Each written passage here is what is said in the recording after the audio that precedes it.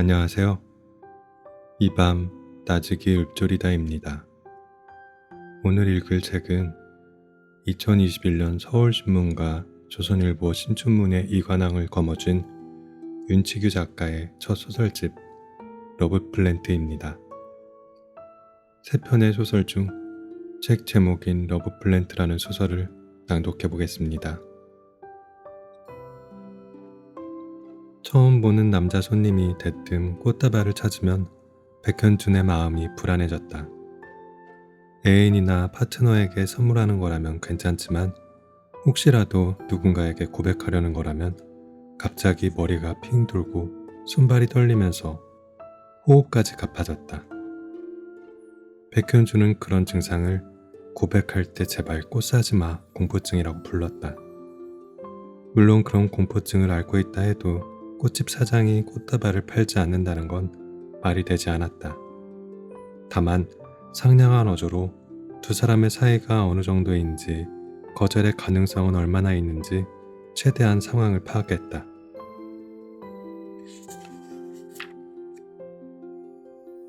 만약 승낙을 거의 받은 상태라면 얼마든지 기쁜 마음으로 꽃다발을 만들 수 있지만 상대방이 받아줄지 전혀 모르는 상황에서 고백하는 거라면 꽃다발을 묶던 백현준의 손은 단단히 굳어버렸다.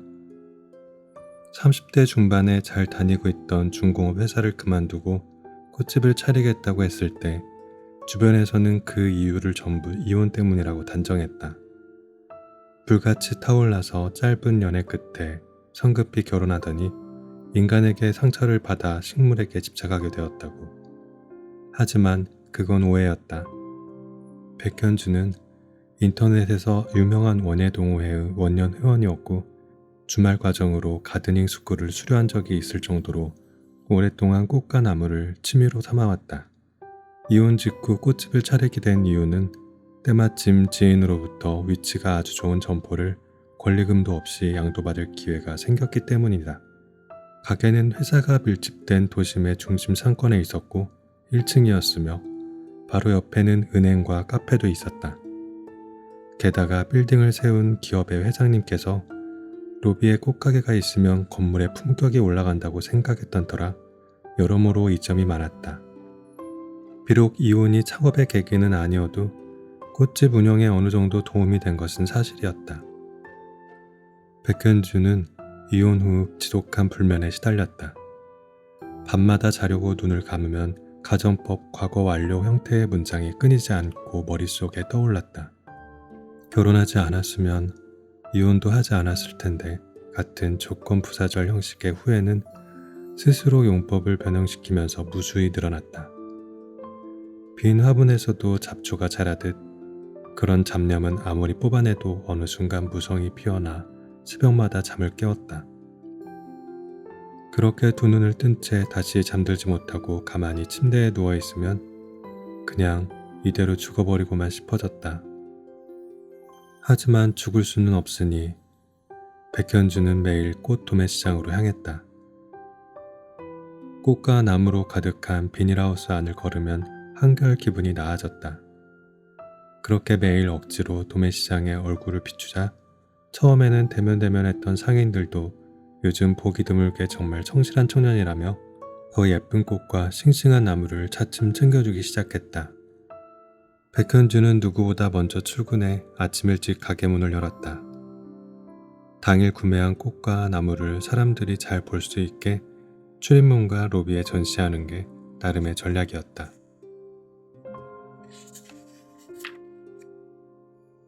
다행히 경비원과 미화원들도 식물을 좋아해 민원이 들어오지 않는 범위 내에서 적극적으로 도와주었다. 물론 그렇게 입구를 예쁘게 꾸며놓는다고 해도 대부분은 출근하느라 꽃까지 챙겨볼 여유가 없었다. 그저 1층에 꽃집이 있다는 걸 알리는 정도의 효과만 있을 뿐이었다. 하지만 백현준의 노력을 남다르게 알아봐주는 사람도 분명히 있었다. 은행에서 근무하는 이민아 차장은 가장 먼저 출근해야 하는 세팅 당번일 때마다 로비에 전시된 꽃과 나무를 감상하며 시간을 보냈다. 가끔 복도에서 마주치면 백현준에게 젊은 사장이 참 부지런하다며 칭찬해 주었는데 나중에는 지점장을 설득해 위클리 플라워 서비스까지 신청해 주었다. 처음 이민아 차장이 가게에 손님으로 찾아왔던 날을 백현주는 지금도 선명히 떠올릴 수 있었다. 거래업체 대표에게 꽃다발을 보내려고 후배인 김정한 대리와 함께 왔었는데 김정한 대리는 이민아 차장에게 잘 보이려는 듯 꽃을 고르는 내내 말을 걸었고 이민아 차장은 그의 말을 부담스러워하거나 귀찮아했다. 이민아 차장이 꽃을 살펴보는 동안 김정한 대리는 혼자 가게를 둘러보며 돌잔치 답례품으로 주문받아 감사카드를 꽂아놓은 칼랑코의 화분 앞을 서성이더니 대뜸 이민아 차장에게 자녀 계획은 없으시냐고 물었다. 이민아 차장은 정색하면서 자신이 아기를 낳으면 큰일 난다고 혼자서 아이를 어떻게 낳느냐고 대답했다. 그러자 김정한 대리는 뒤로 넘어질 듯이 놀라더니 결혼하신 거 아니냐고 한 번 더 물었고 이민아 차장은 최대한 미소를 지으며 이렇게 대답했다. 결혼했지. 이혼도 했고 말이야. 참고로 지점에서 너 빼고 다 알아. 죄송해요. 전 몰랐어요. 신뢰를 범했네요. 김정한 대리는 재빠르게 사과했다. 백현주는 아무것도 못 들은 척하며 작업대 위에서 열심히 콧줄기만 다듬었다. 하지만 이민아 차장은 별로 신경 쓰지 않았고 일부러 들으라는 듯 더 큰 목소리로 김정한 대리를 쏘아붙였다. 뭐가 죄송해. 네가 친구가 없어서 그런 건데. 그리고 그게 실례인 줄 알면 제발 그런 것 좀 묻지 마. 너 지난번에도 송 과장님 고졸 출신인데 대학교 때 전공 뭐였냐고 물었잖아.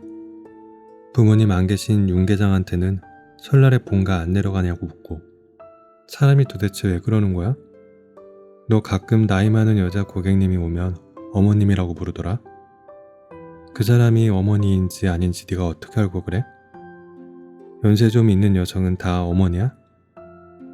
너한테는 디폴트인 게 다른 사람한테는 아닐 수도 있어. 그러니까 다들 널 싫어하는 거야. 너 친구 별로 없지? 동기들이랑도 안 친하지? 어떻게 내가 이혼한 것도 모르니? 나 이혼한 거는 은행장님도 알고 계셔. 백현준이 이민아 차장에게 호감을 느낀 순간은 그렇게 김정한 대리를 몰아붙이고 계산대로 다가왔을 때였다. 에르메스 클러치백을 열어 법인카드를 꺼내고 환히 웃으며 건네는 바로 그 순간 심장이 요동쳤다. 얼굴 가득 번진 싱그러운 미소에 백현주는 자신도 모르게 응답하듯 이혼한 사실을 털어놓게 되었다. 지금 생각해보면 먼저 묻지도 않았는데 일부러 그렇게까지 밝힐 필요는 없었다. 하지만 그때는 그게 마치 이민아 차장을 지지하는 행위처럼 여겨졌다. 다행히 그 말을 듣고도 이민아 차장은 불쾌해하지 않고 오히려 웃음을 터뜨렸다. 그러고는 다시 한번 김정한 대리를 나무랐다. 이거 보라고. 세상에 이혼한 사람이 이렇게나 많은데 어쩜 더 좋을 대로만 생각하면서 사냐고. 그러자 김정한 대리는 의기소침해진 표정으로 백현준에게도 고개를 숙여 사과했다. 그 후로 이민아 차장은 로비에서 백현준과 마주치면 전우라고 칭하면서 반갑게 아는 척 손을 흔들어 주었다.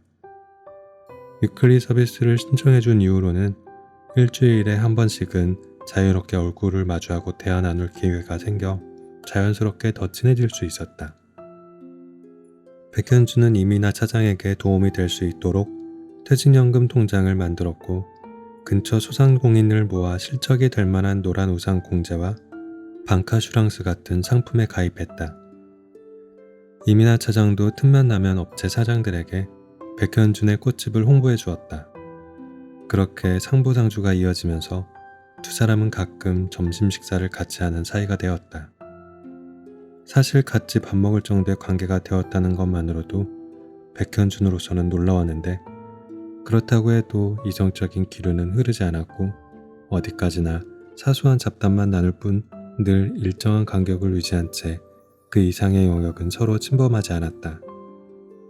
특히나 백현준은 이민아 차장에 대한 호감이 커질수록 자신의 일방적인 감정이 상대방을 곤란하게 할까 두려워 더욱 행동을 조심했다.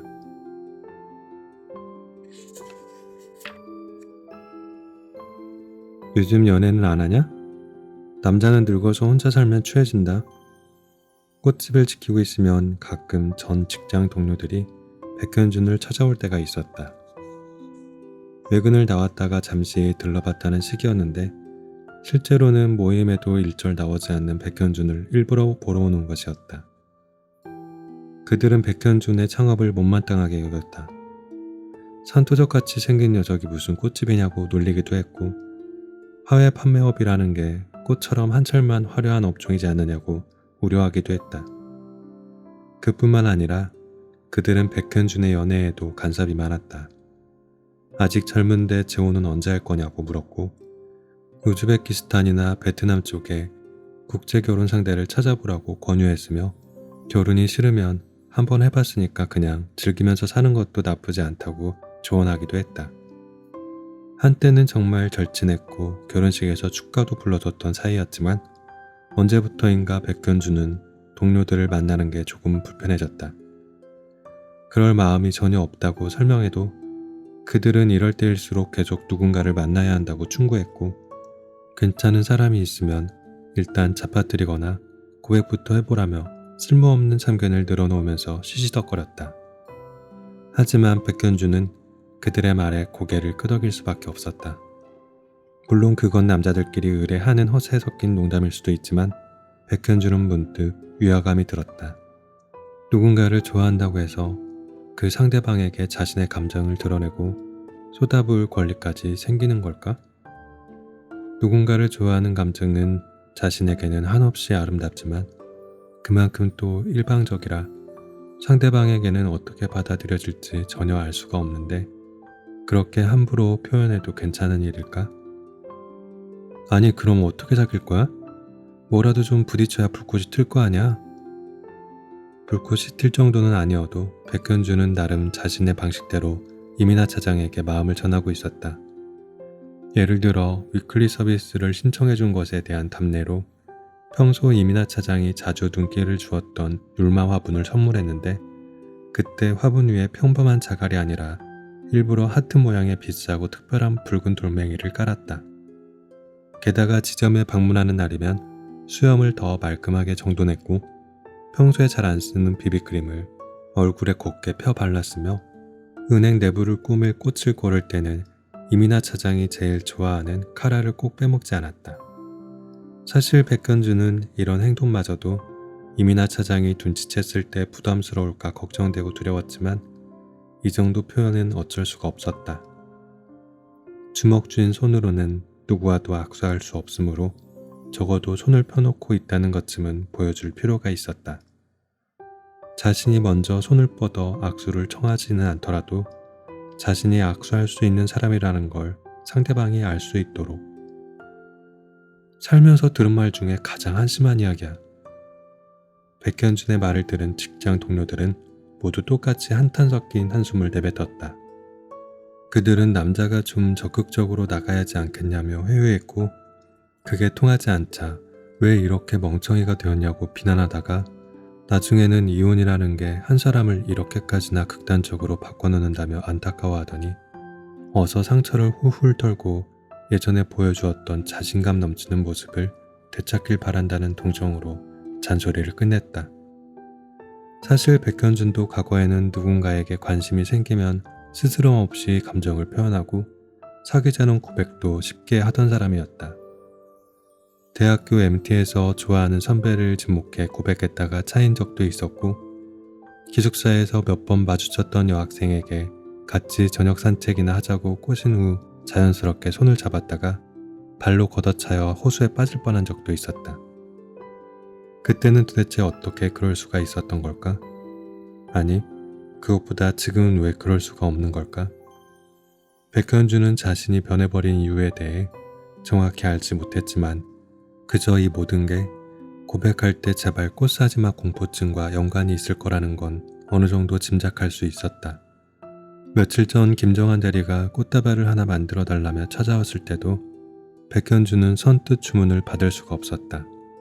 친절한 미소로 위장하며 누구에게 선물할 거냐고 묻자 김정한 대리는 쭈뼛거리다가 아는 사람이 있는데 축하할 일이 있다고 대충 얼버무렸다. 대수롭지 않은 대화였고 백현주는 꽃집 사장으로서 그저 손님이 원하는 대로 예쁜 꽃다발을 하나 만들기만 하면 되는 일이었다. 그런데 이상하게도 마음이 내키지 않았다.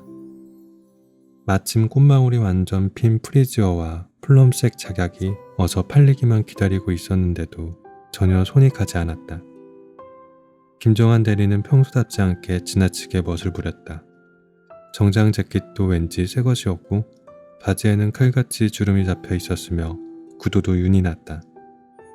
은행 로고가 그려진 대형 쇼핑백을 가져와 꽃다발을 그 안에 보이지 않게 잘 담아달라고 요청하는 것도 석연치 않았다.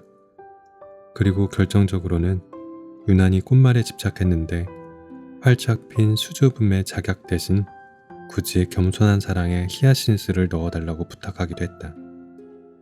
꽃다발을 준비하려고 하자 이마에서 식은땀이 흐르고 호흡이 거칠어지면서 손이 제대로 움직이지 않았다. 백현주는 심호흡을 하며 최대한 마음을 다잡았다.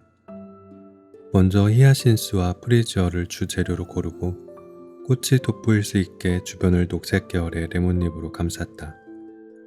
그리고 옆으로는 희고 밝은 계열의 꽃과 유칼립투스, 루스커스를 스파이럴 방식으로 줄기가 서로 엉키지 않도록 하나씩 덧댔다.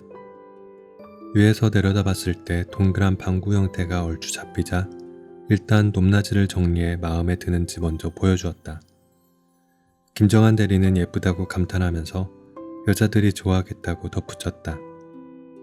그런데 그 한마디가 왜인지 백현준의 손을 다시 마비시켰다.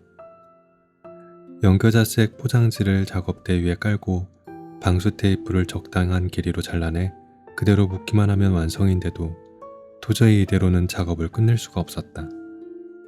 백현주는 잠시 망설이다가 보라색 아네모네 한 송이를 꺾어 히아신스 한가운데 몰래 심었다. 아네모네의 꽃말은 배신, 단념, 그리고 사랑의 괴로움이었다. 그날 저녁 백현주는 영업을 끝냈지만 퇴근하지 못하고 가게에 남아 드라이 플라워로 판매용 엽서를 만들었다. 미처 다 사용하지 못한 안개꽃과 미스티블루를 그늘지고 바람이 선선히 부는 천장 위에 매달아서 말렸다가 직사각형 용지 위에 리본과 함께 글루건으로 붙였다.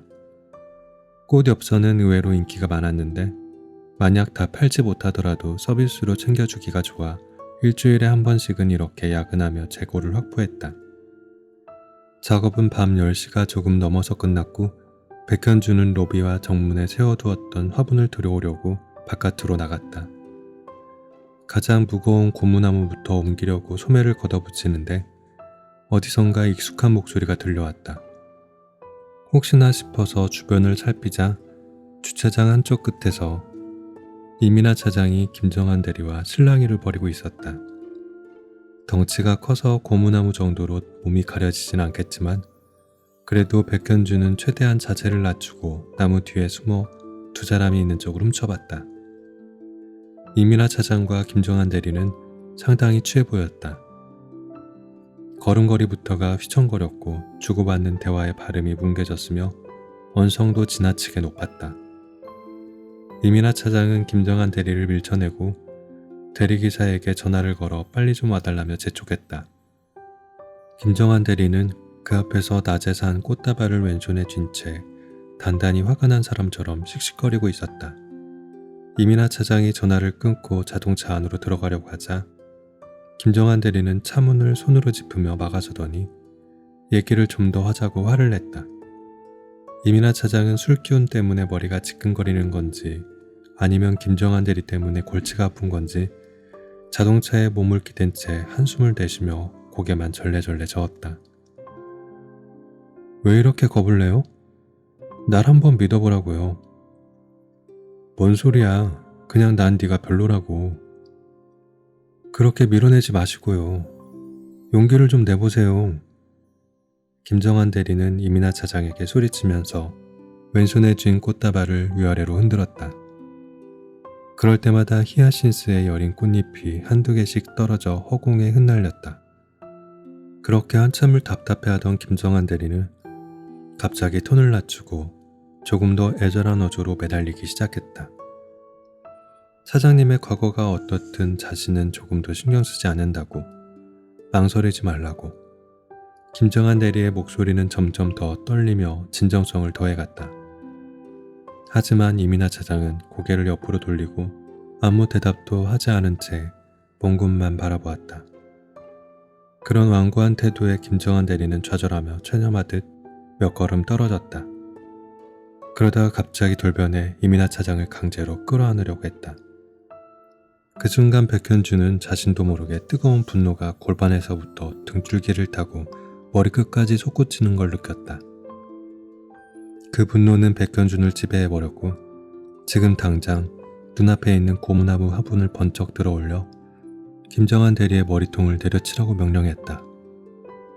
실제로 백현준의 머릿속에서는 그런 상상이 꽤 구체적으로 재현되었다. 영화나 드라마 속 주인공처럼 달려들어 김정한 대리를 때려눕히는 장면이었다. 굳이 화분 같은 걸 이용하지 않아도 마르고 갸냘픈 김정한 대리 정도는 가볍게 한 손으로 제압할 수 있었다.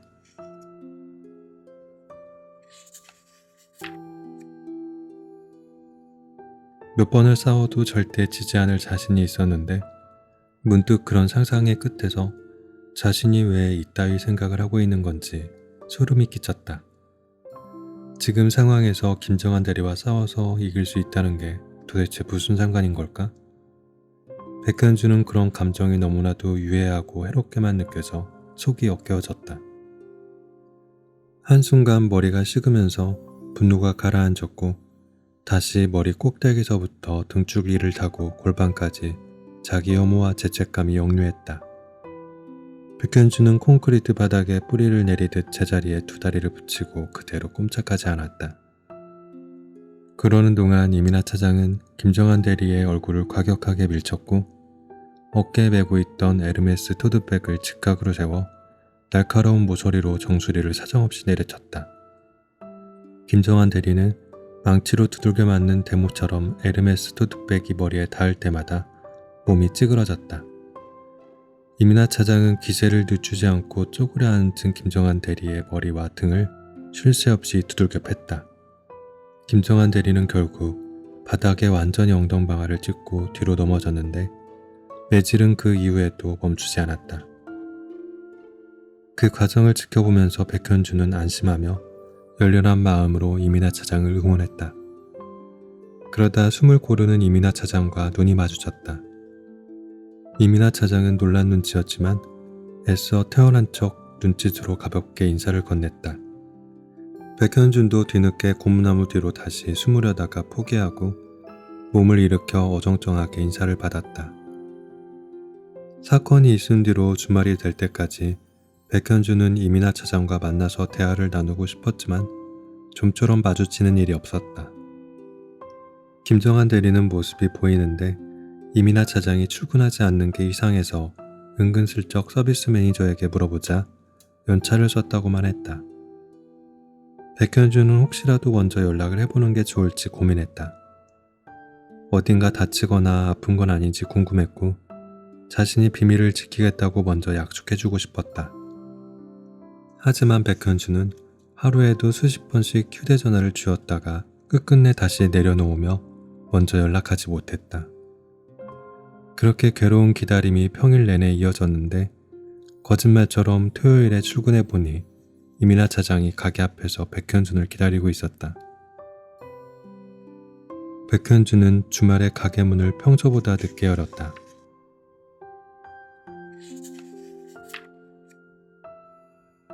점심시간이 될 즈음에야 도착했는데 이민아 차장이 문 앞에서 예전에 선물 받았던 율마 화분을 들고 있었다.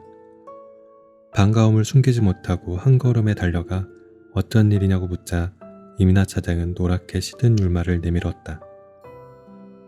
잎이 푸르고 무성했던 율마는 물때를 제대로 맞추지 못했는지 전부 색이 변해 있었다. 백현주는 서둘러 가게 문을 열고 율마를 작업대 위에 올려놓았다. 상태를 보니 이미 전체적으로 갈변되어서 시기를 놓친 것 같았다. 이민아 차장은 상당히 억울해하며 야근과 회식 때문에 한두 번 물을 못 줬는데 벼랑간 이렇게 되어버렸다고 속상해했다. 원래 율마는 그래요. 타이밍을 한 번만 놓쳐도 금방 이렇게 시들어버리거든요. 너무 예민한 아이네. 다시 관리해주면 살아나요? 뿌리가 마르지 않았으면 살아날 수도 있는데 그래도 시든 부분은 다 잘라내야 해요. 이민아 차장은 팔짱을 끼고 갈변된 율마를 내려다보았다. 그 눈빛에는 이렇게 되기 전에 조금 더 잘 챙겨줬어야 한다는 후회와 그렇다고 아예 방치한 적도 없고 나름대로 관심을 쏟았는데 어떻게 이렇게 한순간에 변해버릴 수가 있냐는 원망이 동시에 담겨 있었다. 식물 키우는 것도 참 어렵네. 나 같은 성격은 못 키우겠는데요? 그래도 키우다 보면 식물만의 매력이 또 있어요. 연애하는 것도 아닌데 이렇게 손이 많이 가면 어떡해요? 연애보다는 훨씬 쉽죠. 적어도 식물은 좋아한다고 막 달려들지는 않잖아요. 백현주는 그렇게 말하고 입꼬리를 살짝 올려 미소를 지었다. 그러자 이민아 차장이 미간에 주름을 잡으며 백현준의 얼굴을 빤히 쳐다봤다. 방금 들었던 말의 의미를 가늠하느라 의심과 경계가 가득 찬 눈빛이었다. 백현준은 그의 응답하듯 손가락 하나를 펼쳐 자신의 입술 위에 가져다 댔다. 그건 며칠 전 김정환 대리와 있었던 일을 누구에게도 말하지 않겠다는 다짐이자 약속이었다. 이민아 차장은 썩 신뢰가 가지 않는다는 듯 눈을 작게 뜨고 백현준을 노려보다가 이내 믿어보겠다는 의미로 천천히 고개를 끄덕였다.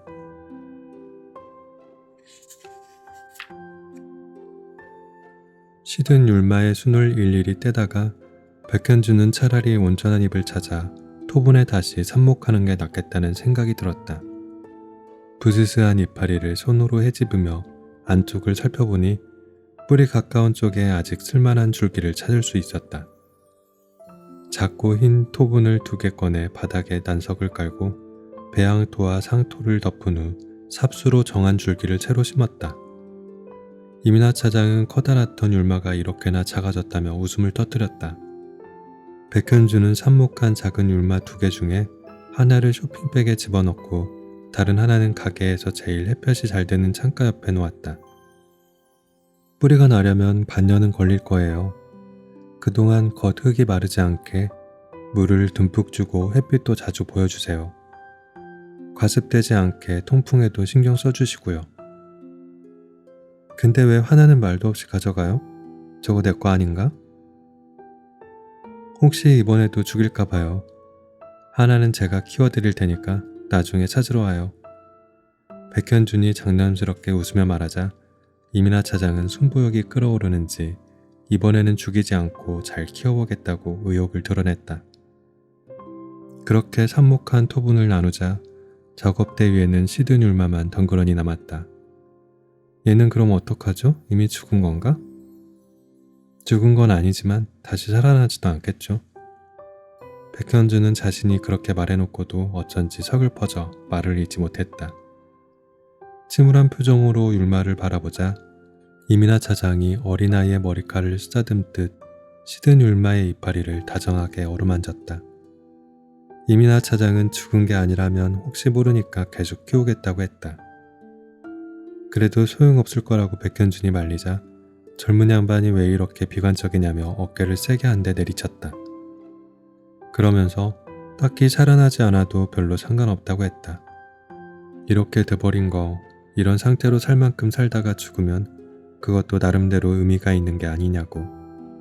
이민아 차장은 토분이 담긴 쇼핑백을 어깨에 메고 율마와 문을 2손으로 번쩍 들었다. 그리고 주차장으로 걸어가는데 백현준이 쫓아와서 무거우니까 같이 들어주겠다고 해도 율마에게 비관 바이러스가 옮으면 큰일 난다며 한사코 도움을 거절했다.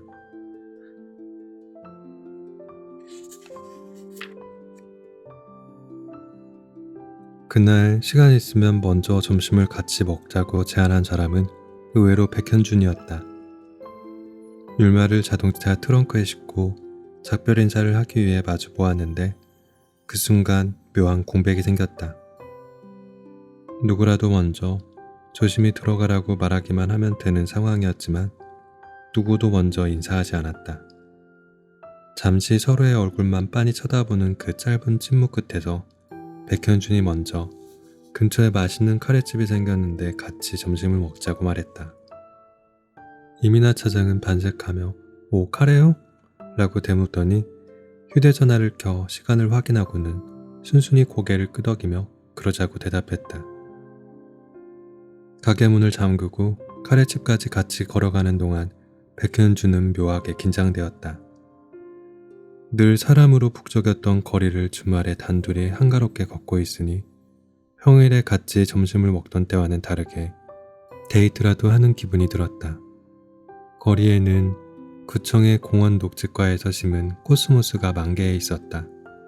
자세히 보니 코스모스뿐 아니라 흰 꽃잎의 구절초와 보랏빛의 쑥부쟁이 같은 국화과 꽃들도 화단 가득 피어 있었다. 꽃들은 당장이라도 달려와 안길 듯이 꽃잎을 활짝 펼쳐놓고 있었는데 그 모습이 꼭 누군가에게 안아달라고 두 팔을 벌린 모습처럼 보였다.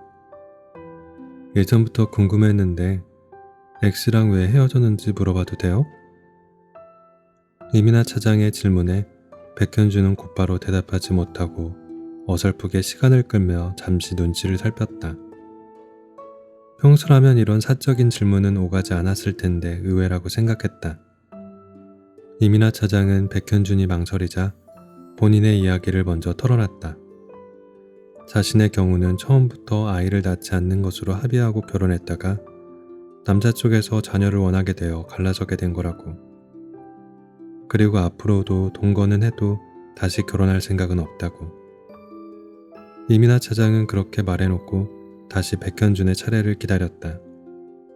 백현준은 숨이 조여왔는데 이 모든 게 마치 비밀 유지를 위해 더 큰 서로의 비밀을 담보로 하나씩 교환하는 의식처럼 느껴졌다. 이혼한 사람 중에 자신이 유책 배우자라고 하는 사람 한 명도 없는 거 알죠? 헤어진 아내와 관련된 이야기를 꺼낼 때면 백현주는 최대한 아무런 감정도 싣지 않고 잘 훈련된 AI가 적시된 사실을 구술하듯 무덤덤하게 말하고 싶었다.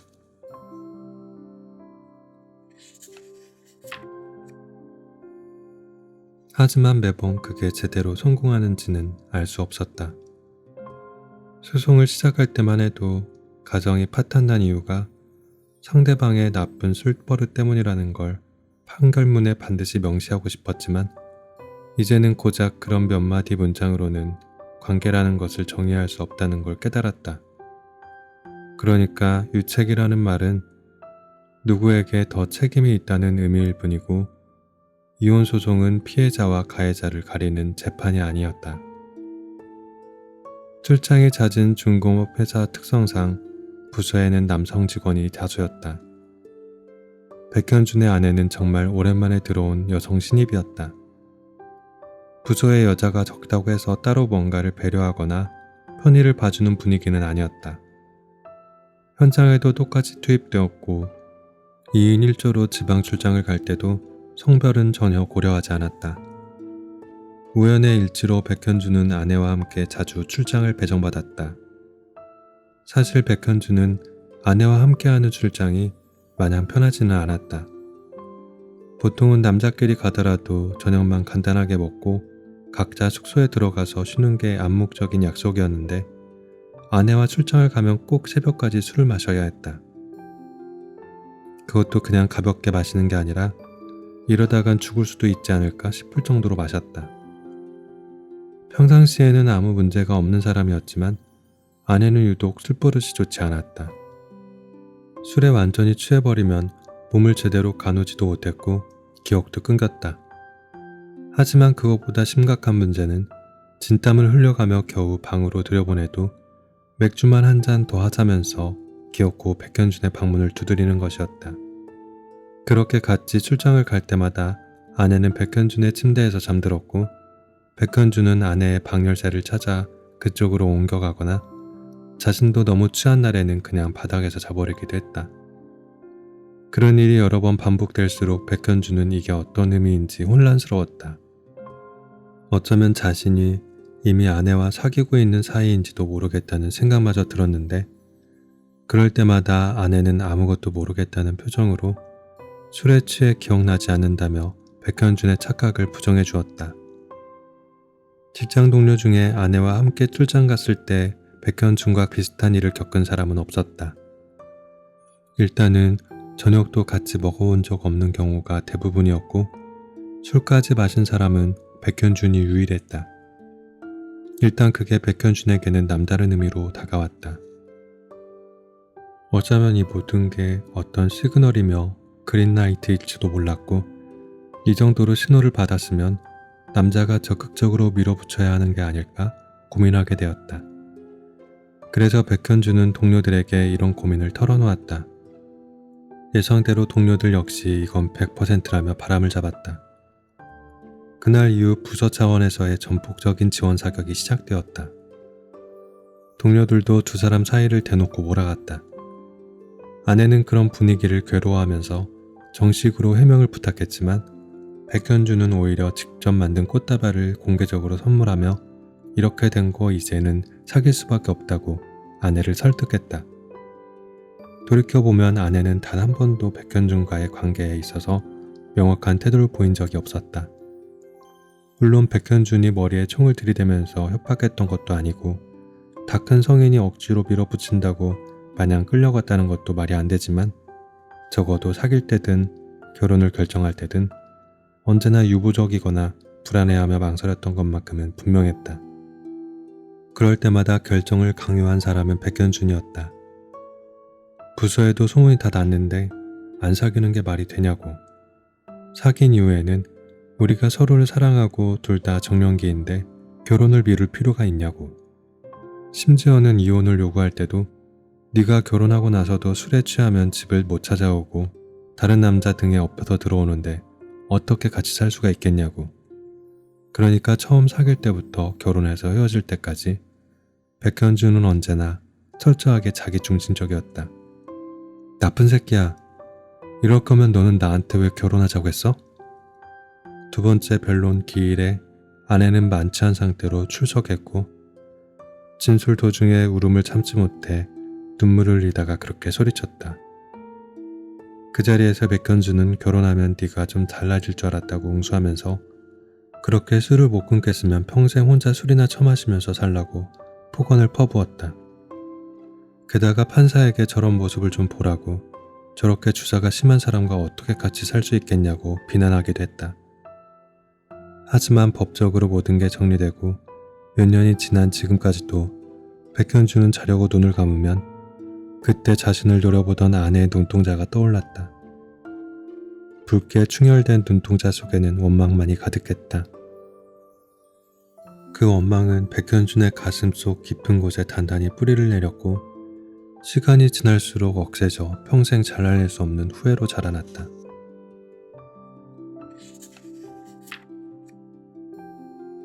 좀처럼 잠들 수 없는 불면의 밤을 수없이 지새우면서 백현준은 아내의 질문에 스스로 대답을 구해봤다.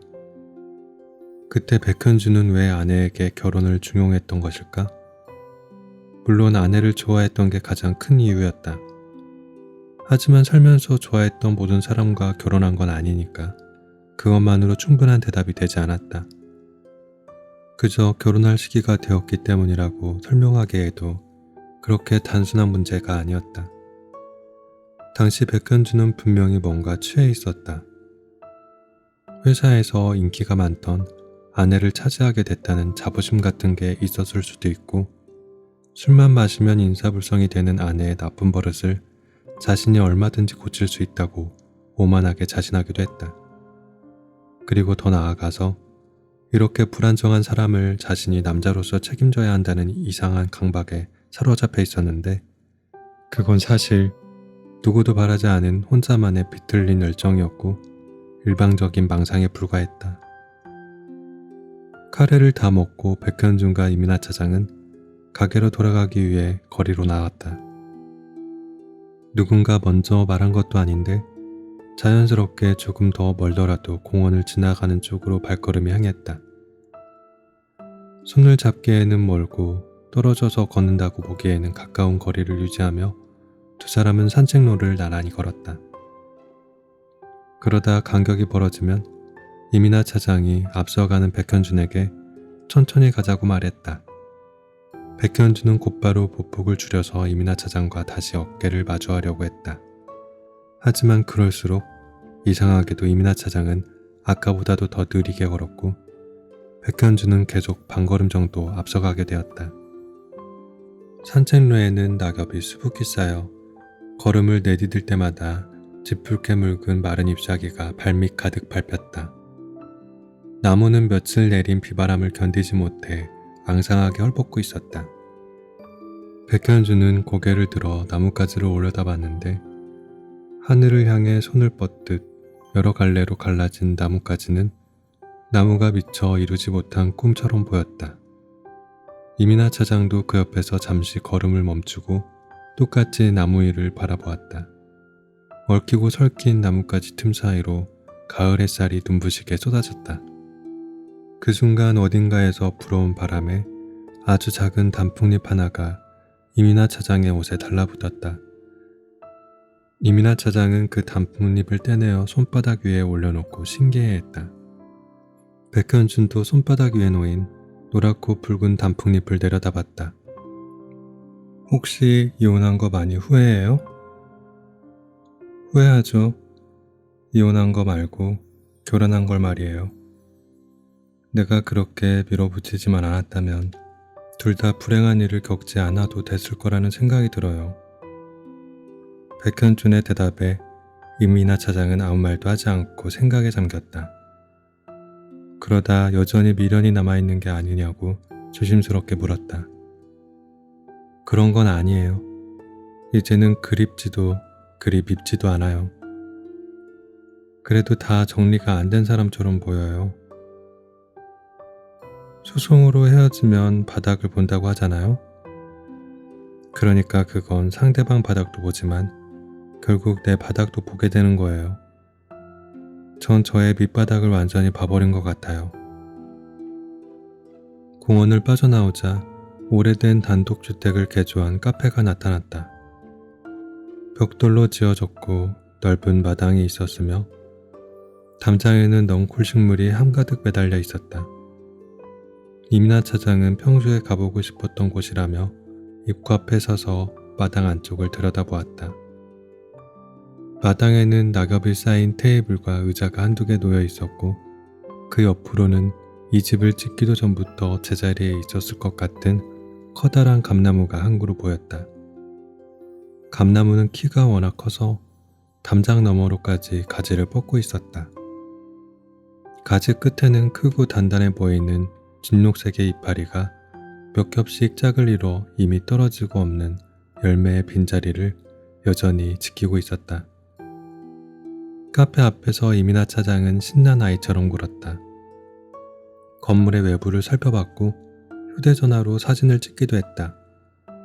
그 모습을 뒤에서 지켜보던 백현주는 커피도 한잔하고 가겠냐고 묻고 싶었는데 막상 그 말을 입 밖으로 내뱉으려고 하니 갑자기 온몸에 목질화가 일어난 것처럼 팔다리가 뻣뻣해지고 몸과 머리가 경직되어 버렸다. 백현주는 나무가 된 것처럼 제자리에서 꼼짝할 수가 없었다. 그렇게 한동안 멀뚱히 서 있자 이민아 차장이 이상하다는 듯 백현준을 물끄러미 쳐다봤다. 이민아 차장은 고개를 갸웃하며 혹시 차를 마시고 가겠냐고 먼저 물었다. 백현준은 속마음으로는 그러고 싶었지만 고개가 끄덕여지지 않았다. 카페에 불이 켜져 있고 원두 볶는 향기가 은은하게 퍼졌으며 클래식 피아노 연주 소리 역시 잔잔하게 들려오는데도 아직 카페가 문을 열지 않은 것 같다는 엉뚱한 말만 대신 튀어나왔다. 이민아 차장은 그런가? 하며 카페 쪽을 힐끔 돌아봤다가 아쉽다고 혼자 말을 뱉으면서 걸음을 되돌렸다. 공원을 빠져나와 주차장 근처에 거의 도착할 무렵 이민아 차장은 다음 주부터 지점을 떠나 본점으로 출근하게 됐다는 사실을 백현준에게 알려주었다. 원래 근무했던 부서에 갑자기 공석이 생겼는데 마땅히 그 업무를 맡을 수 있는 사람이 자신밖에 없어서 일단은 파견 형태로 갔다가 정기 인사발령 때 정식으로 이동할 예정이라는 것이었다. 백현준은 그 이야기를 듣고 자신도 모르게 얼빠진 표정을 지었다. 이민아 차장은 본점도 그렇게 멀진 않으니까 가끔 화분 사러 놀러 오겠다고 덧붙였다. 그러는 사이 두 사람은 주차장 안으로 들어왔고 어느새 자동차 앞에 멈춰섰다. 이민아 차장은 차에 타기 전 백현준에게 지점을 떠나도 계속 VIP 고객으로 특별 우대해줘야 한다고 장난치듯 약속을 받아냈다. 백현준은 당연하다고 언제든 들러달라고 율마도 잘 키우고 있을 테니 꼭 다시 데려가라면서 최대한 미소를 머금었다. 하지만 막상 말을 끝내고 나니까 이게 마치 영영 마지막일 것 같은 기분이 들어 다시 표정이 어두워졌다. 싱거운 작별 인사가 끝나고 이민아 차장은 운전석에 올랐다. 시동이 걸리고 자동차가 부르르 떨리며 바퀴가 풀리자 백현주는 뒤로 조금 물러섰다. 자동차는 주차장 바깥으로 후진했다가 차단기가 있는 곳으로 천천히 전진했다. 주차장을 벗어나기 전에 이민아 차장은 운전석 창문을 내려 바깥으로 손을 내밀어 백현준을 향해 경쾌하게 흔들어 주었다. 백현준도 그에 맞춰 손바닥을 펼쳐 이민아 차장이 잘 볼 수 있도록 하늘 높이 뻗었다. 자동차가 주차장을 완전히 빠져나가고 시야에서 완전히 사라질 때까지 백현준은 제자리에서 계속 손을 들고 있었다. 차단기가 내려간 이후에도 백현준은 한참 동안 손을 내릴 수 없었다. 이민아 차장이 지점을 떠난 이후 백현준의 삶은 크게 달라지지 않았다. 평소와 똑같이 새벽 일찍 도매시장에 들러 꽃과 나무를 샀고 밤에는 가게 문을 닫아놓고 늦게까지 드라이 플라워 엽서를 만들었다.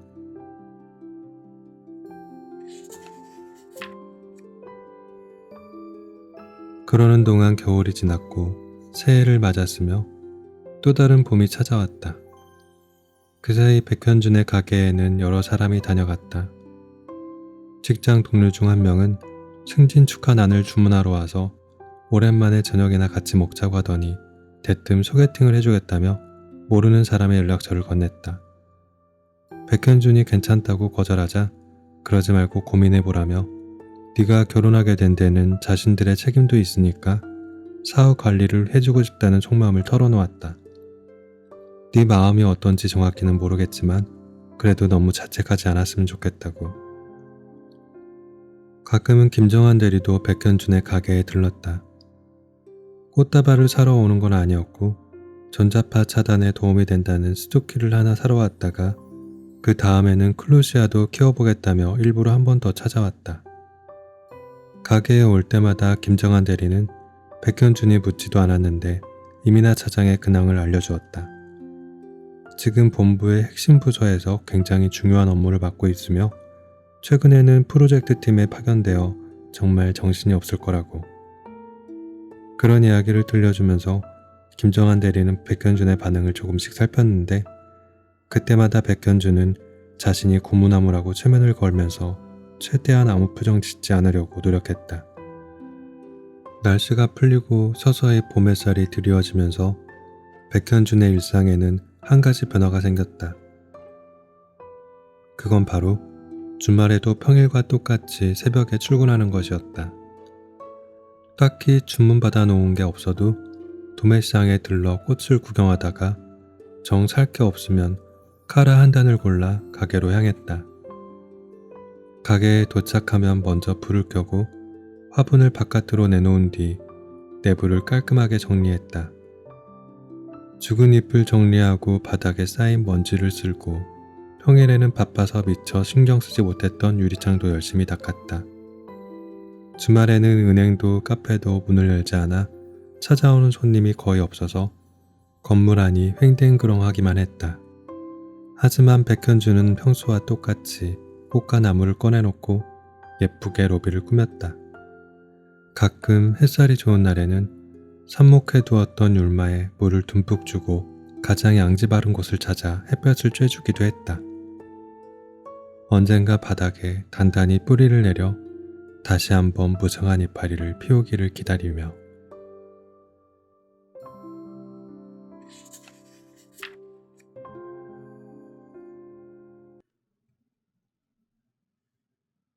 안녕하세요. 이 밤 나직이 읊조리다입니다. 오늘 읽을 책은 2021년 서울신문과 조선일보 신춘문예 이관왕을 거머쥔 윤치규 작가의 첫 소설집 러브플랜트입니다. 세 편의 소설 중 책 제목인 러브플랜트라는 소설을 낭독해 보겠습니다. 처음 보는 남자 손님이 대뜸 꽃다발을 찾으면 백현준의 마음이 불안해졌다. 애인이나 파트너에게 선물하는 거라면 괜찮지만 혹시라도 누군가에게 고백하려는 거라면 갑자기 머리가 핑 돌고 손발이 떨리면서 호흡까지 가빠졌다. 백현주는 그런 증상을 고백할 때 제발 꽃 사지 마 공포증이라고 불렀다. 물론 그런 공포증을 앓고 있다 해도 꽃집 사장이 꽃다발을 팔지 않는다는 건 말이 되지 않았다. 다만 상냥한 어조로 두 사람의 사이가 어느 정도인지 거절의 가능성은 얼마나 있는지 최대한 상황을 파악했다.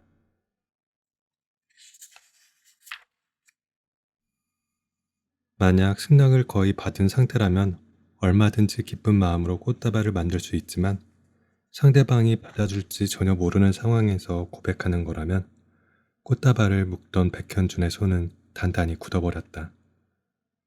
30대 중반에 잘 다니고 있던 중공업 회사를 그만두고 꽃집을 차리겠다고 했을 때 주변에서는 그 이유를 전부 이혼 때문이라고 단정했다.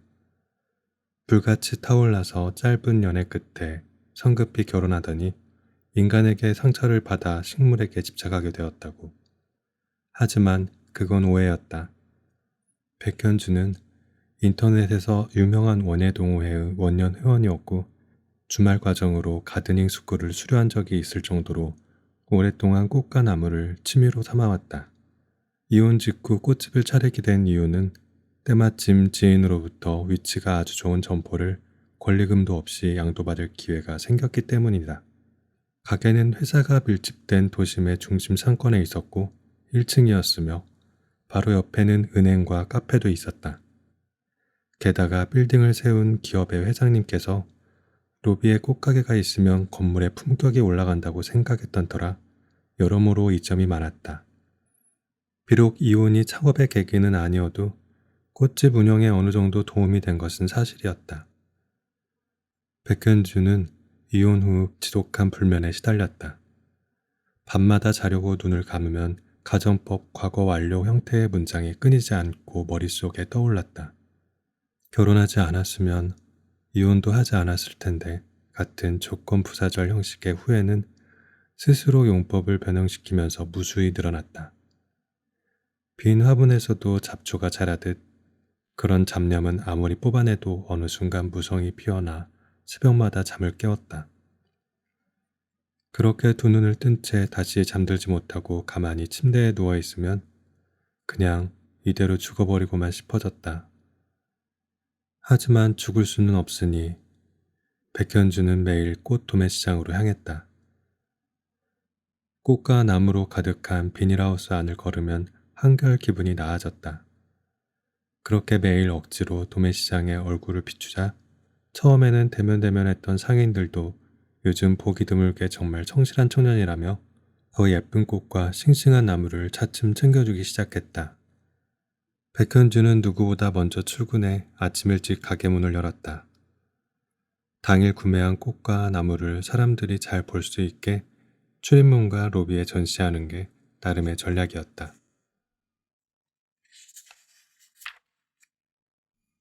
다행히 경비원과 미화원들도 식물을 좋아해 민원이 들어오지 않는 범위 내에서 적극적으로 도와주었다. 물론 그렇게 입구를 예쁘게 꾸며놓는다고 해도 대부분은 출근하느라 꽃까지 챙겨볼 여유가 없었다. 그저 1층에 꽃집이 있다는 걸 알리는 정도의 효과만 있을 뿐이었다. 하지만 백현준의 노력을 남다르게 알아봐주는 사람도 분명히 있었다. 은행에서 근무하는 이민아 차장은 가장 먼저 출근해야 하는 세팅 당번일 때마다 로비에 전시된 꽃과 나무를 감상하며 시간을 보냈다. 가끔 복도에서 마주치면 백현준에게 젊은 사장이 참 부지런하다며 칭찬해 주었는데 나중에는 지점장을 설득해 위클리 플라워 서비스까지 신청해 주었다. 처음 이민아 차장이 가게에 손님으로 찾아왔던 날을 백현주는 지금도 선명히 떠올릴 수 있었다. 거래업체 대표에게 꽃다발을 보내려고 후배인 김정한 대리와 함께 왔었는데 김정한 대리는 이민아 차장에게 잘 보이려는 듯 꽃을 고르는 내내 말을 걸었고 이민아 차장은 그의 말을 부담스러워하거나 귀찮아했다. 이민아 차장이 꽃을 살펴보는 동안 김정한 대리는 혼자 가게를 둘러보며 돌잔치 답례품으로 주문받아 감사카드를 꽂아놓은 칼랑코의 화분 앞을 서성이더니 대뜸 이민아 차장에게 자녀 계획은 없으시냐고 물었다. 이민아 차장은 정색하면서 자신이 아기를 낳으면 큰일 난다고 혼자서 아이를 어떻게 낳느냐고 대답했다. 그러자 김정한 대리는 뒤로 넘어질 듯이 놀라더니 결혼하신 거 아니냐고 한 번 더 물었고 이민아 차장은 최대한 미소를 지으며 이렇게 대답했다. 결혼했지. 이혼도 했고 말이야. 참고로 지점에서 너 빼고 다 알아. 죄송해요. 전 몰랐어요. 실례를 범했네요. 김정한 대리는 재빠르게 사과했다. 백현주는 아무것도 못 들은 척하며 작업대 위에서 열심히 콧줄기만 다듬었다. 하지만 이민아 차장은 별로 신경 쓰지 않았고 일부러 들으라는 듯 더 큰 목소리로 김정한 대리를 쏘아붙였다. 뭐가 죄송해. 네가 친구가 없어서 그런 건데. 그리고 그게 실례인 줄 알면 제발 그런 것 좀 묻지 마. 너 지난번에도 송 과장님 고졸 출신인데 대학교 때 전공 뭐였냐고 물었잖아. 부모님 안 계신 윤 계장한테는 설날에 본가 안 내려가냐고 묻고. 사람이 도대체 왜 그러는 거야? 너 가끔 나이 많은 여자 고객님이 오면 어머님이라고 부르더라. 그 사람이 어머니인지 아닌지 네가 어떻게 알고 그래? 연세 좀 있는 여성은 다 어머니야? 너한테는 디폴트인 게 다른 사람한테는 아닐 수도 있어. 그러니까 다들 널 싫어하는 거야. 너 친구 별로 없지? 동기들이랑도 안 친하지? 어떻게 내가 이혼한 것도 모르니? 나 이혼한 거는 은행장님도 알고 계셔. 백현준이 이민아 차장에게 호감을 느낀 순간은 그렇게 김정한 대리를 몰아붙이고 계산대로 다가왔을 때였다. 에르메스 클러치백을 열어 법인카드를 꺼내고 환히 웃으며 건네는 바로 그 순간 심장이 요동쳤다. 얼굴 가득 번진 싱그러운 미소에 백현주는 자신도 모르게 응답하듯 이혼한 사실을 털어놓게 되었다. 지금 생각해보면 먼저 묻지도 않았는데 일부러 그렇게까지 밝힐 필요는 없었다. 하지만 그때는 그게 마치 이민아 차장을 지지하는 행위처럼 여겨졌다. 다행히 그 말을 듣고도 이민아 차장은 불쾌해하지 않고 오히려 웃음을 터뜨렸다. 그러고는 다시 한번 김정한 대리를 나무랐다. 이거 보라고. 세상에 이혼한 사람이 이렇게나 많은데 어쩜 더 좋을 대로만 생각하면서 사냐고. 그러자 김정한 대리는 의기소침해진 표정으로 백현준에게도 고개를 숙여 사과했다. 그 후로 이민아 차장은 로비에서 백현준과 마주치면 전우라고 칭하면서 반갑게 아는 척 손을 흔들어 주었다. 위클리 서비스를 신청해준 이후로는 일주일에 한 번씩은 자유롭게 얼굴을 마주하고 대화 나눌 기회가 생겨 자연스럽게 더 친해질 수 있었다. 백현주는 이민아 차장에게 도움이 될 수 있도록 퇴직연금 통장을 만들었고 근처 소상공인을 모아 실적이 될 만한 노란 우산 공제와 방카슈랑스 같은 상품에 가입했다. 이민아 차장도 틈만 나면 업체 사장들에게 백현준의 꽃집을 홍보해 주었다. 그렇게 상부상조가 이어지면서 두 사람은 가끔 점심 식사를 같이 하는 사이가 되었다. 사실 같이 밥 먹을 정도의 관계가 되었다는 것만으로도 백현준으로서는 놀라웠는데 그렇다고 해도 이성적인 기류는 흐르지 않았고 어디까지나 사소한 잡담만 나눌 뿐 늘 일정한 간격을 유지한 채 그 이상의 영역은 서로 침범하지 않았다. 특히나 백현준은 이민아 차장에 대한 호감이 커질수록 자신의 일방적인 감정이 상대방을 곤란하게 할까 두려워 더욱 행동을 조심했다.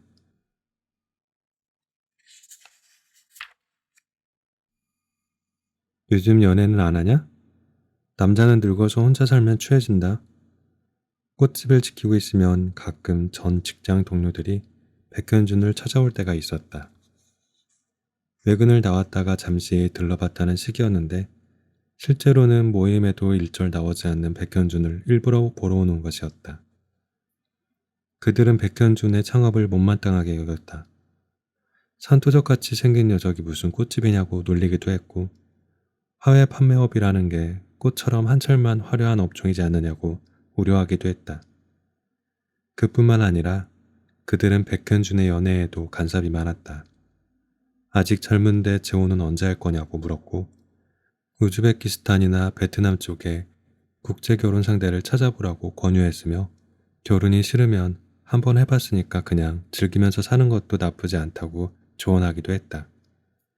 한때는 정말 절친했고 결혼식에서 축가도 불러줬던 사이였지만 언제부터인가 백현주는 동료들을 만나는 게 조금 불편해졌다. 그럴 마음이 전혀 없다고 설명해도 그들은 이럴 때일수록 계속 누군가를 만나야 한다고 충고했고 괜찮은 사람이 있으면 일단 잡아뜨리거나 고백부터 해보라며 쓸모없는 참견을 늘어놓으면서 시시덕거렸다. 하지만 백현주는 그들의 말에 고개를 끄덕일 수밖에 없었다. 물론 그건 남자들끼리 의뢰하는 허세에 섞인 농담일 수도 있지만 백현주는 문득 위화감이 들었다.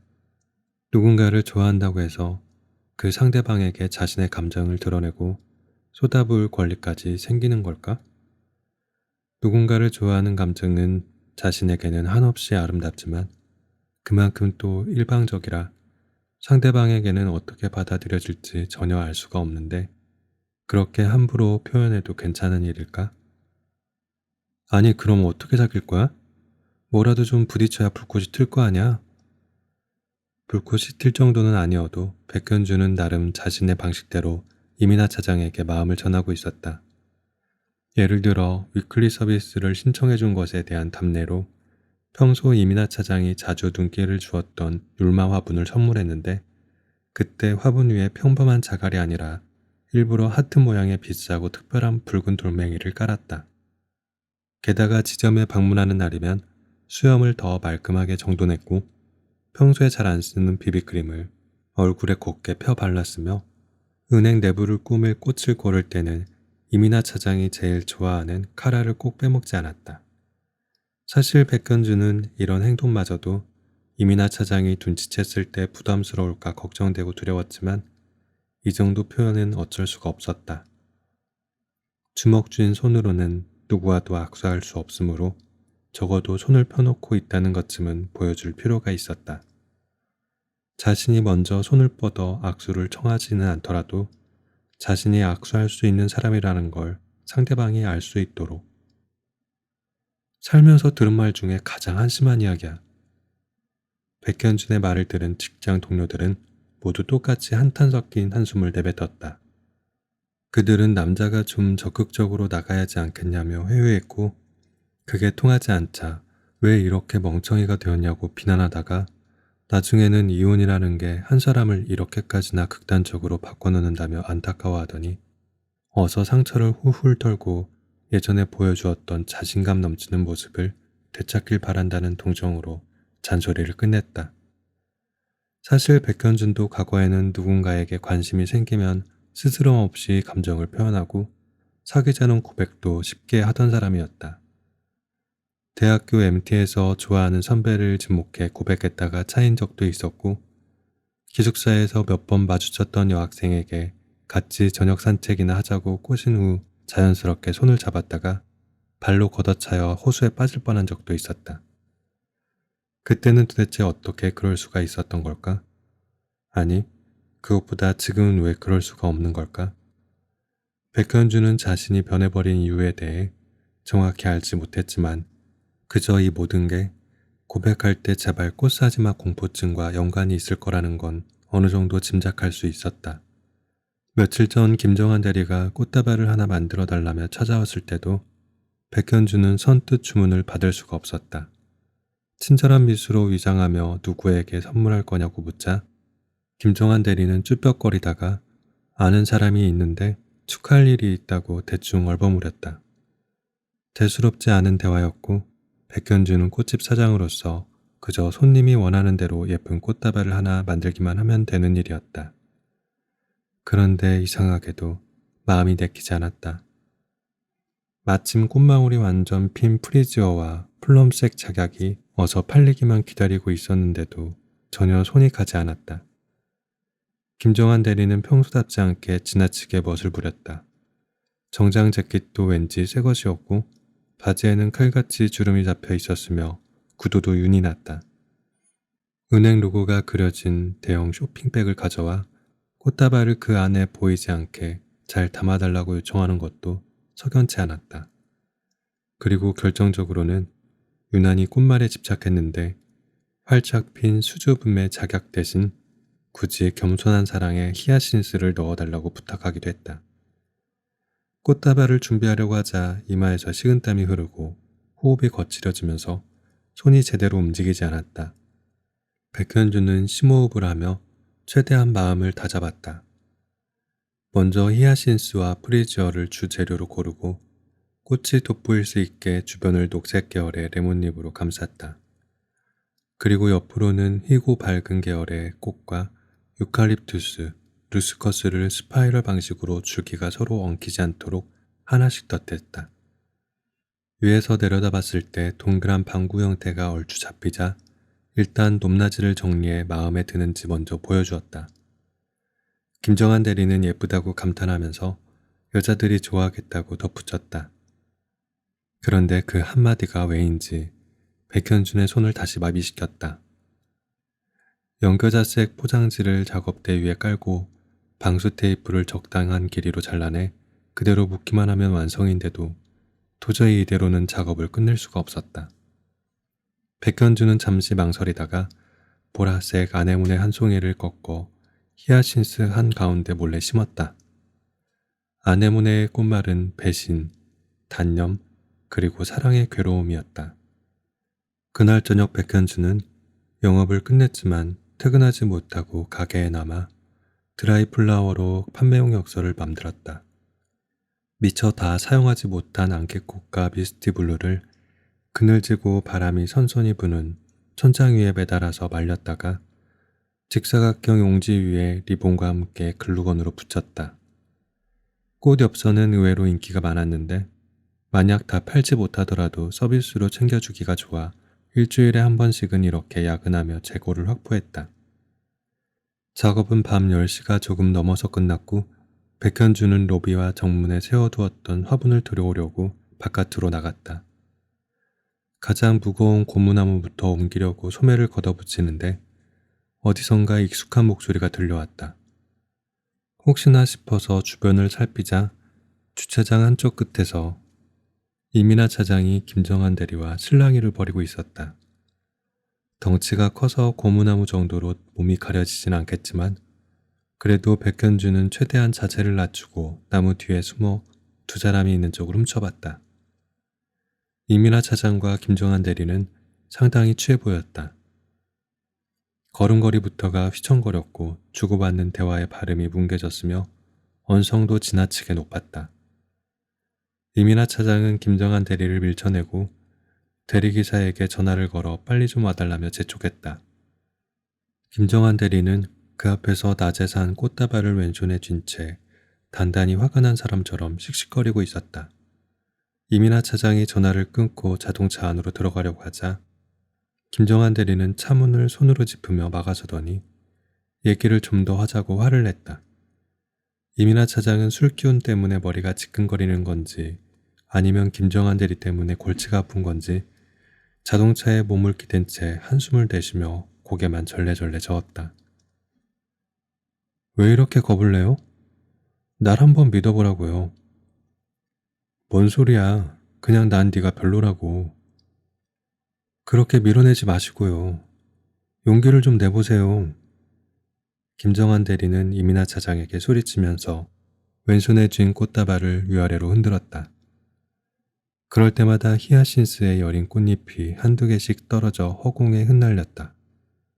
그렇게 한참을 답답해하던 김정한 대리는 갑자기 톤을 낮추고 조금 더 애절한 어조로 매달리기 시작했다. 차장님의 과거가 어떻든 자신은 조금도 신경 쓰지 않는다고, 망설이지 말라고. 김정한 대리의 목소리는 점점 더 떨리며 진정성을 더해갔다. 하지만 이민아 차장은 고개를 옆으로 돌리고 아무 대답도 하지 않은 채 먼 곳만 바라보았다. 그런 완고한 태도에 김정한 대리는 좌절하며 체념하듯 몇 걸음 떨어졌다. 그러다가 갑자기 돌변해 이민아 차장을 강제로 끌어안으려고 했다. 그 순간 백현주는 자신도 모르게 뜨거운 분노가 골반에서부터 등줄기를 타고 머리끝까지 솟구치는 걸 느꼈다. 그 분노는 백현준을 지배해버렸고 지금 당장 눈앞에 있는 고무나무 화분을 번쩍 들어올려 김정한 대리의 머리통을 내려치라고 명령했다. 실제로 백현준의 머릿속에서는 그런 상상이 꽤 구체적으로 재현되었다. 영화나 드라마 속 주인공처럼 달려들어 김정한 대리를 때려눕히는 장면이었다. 굳이 화분 같은 걸 이용하지 않아도 마르고 갸냘픈 김정한 대리 정도는 가볍게 한 손으로 제압할 수 있었다.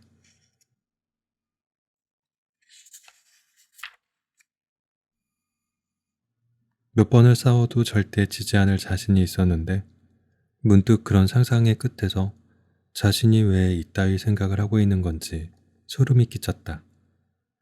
지금 상황에서 김정한 대리와 싸워서 이길 수 있다는 게 도대체 무슨 상관인 걸까? 백현주는 그런 감정이 너무나도 유해하고 해롭게만 느껴져 속이 역겨워졌다. 한순간 머리가 식으면서 분노가 가라앉았고 다시 머리 꼭대기서부터 등줄기를 타고 골반까지 자기 혐오와 죄책감이 역류했다. 백현주는 콘크리트 바닥에 뿌리를 내리듯 제자리에 두 다리를 붙이고 그대로 꼼짝하지 않았다.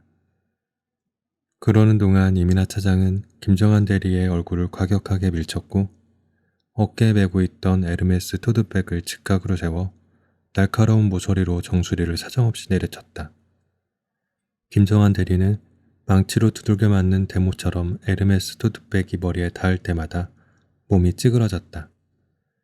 이민아 차장은 기세를 늦추지 않고 쪼그려 앉은 김정한 대리의 머리와 등을 쉴 새 없이 두들겨 팼다. 김정한 대리는 결국 바닥에 완전히 엉덩방아를 찍고 뒤로 넘어졌는데 매질은 그 이후에도 멈추지 않았다. 그 과정을 지켜보면서 백현주는 안심하며 열렬한 마음으로 이민아 차장을 응원했다. 그러다 숨을 고르는 이민아 차장과 눈이 마주쳤다. 이민아 차장은 놀란 눈치였지만 애써 태어난 척 눈짓으로 가볍게 인사를 건넸다. 백현준도 뒤늦게 고무나무 뒤로 다시 숨으려다가 포기하고 몸을 일으켜 어정쩡하게 인사를 받았다. 사건이 있은 뒤로 주말이 될 때까지 백현준은 이민아 차장과 만나서 대화를 나누고 싶었지만 좀처럼 마주치는 일이 없었다.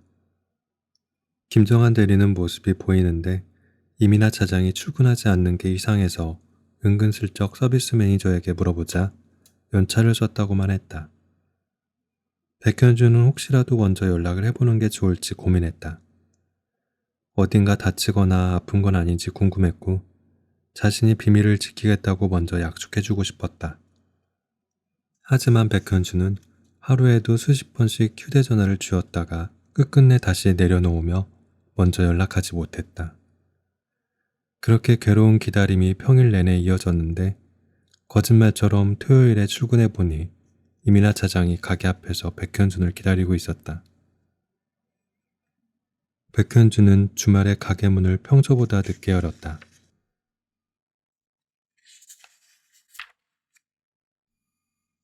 점심시간이 될 즈음에야 도착했는데 이민아 차장이 문 앞에서 예전에 선물 받았던 율마 화분을 들고 있었다. 반가움을 숨기지 못하고 한 걸음에 달려가 어쩐 일이냐고 묻자 이민아 차장은 노랗게 시든 율마를 내밀었다. 잎이 푸르고 무성했던 율마는 물때를 제대로 맞추지 못했는지 전부 색이 변해 있었다. 백현주는 서둘러 가게 문을 열고 율마를 작업대 위에 올려놓았다. 상태를 보니 이미 전체적으로 갈변되어서 시기를 놓친 것 같았다.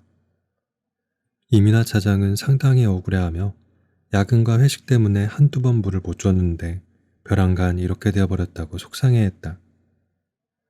원래 율마는 그래요. 타이밍을 한 번만 놓쳐도 금방 이렇게 시들어버리거든요. 너무 예민한 아이네. 다시 관리해주면 살아나요? 뿌리가 마르지 않았으면 살아날 수도 있는데 그래도 시든 부분은 다 잘라내야 해요. 이민아 차장은 팔짱을 끼고 갈변된 율마를 내려다보았다. 그 눈빛에는 이렇게 되기 전에 조금 더 잘 챙겨줬어야 한다는 후회와 그렇다고 아예 방치한 적도 없고 나름대로 관심을 쏟았는데 어떻게 이렇게 한순간에 변해버릴 수가 있냐는 원망이 동시에 담겨 있었다. 식물 키우는 것도 참 어렵네. 나 같은 성격은 못 키우겠는데요? 그래도 키우다 보면 식물만의 매력이 또 있어요.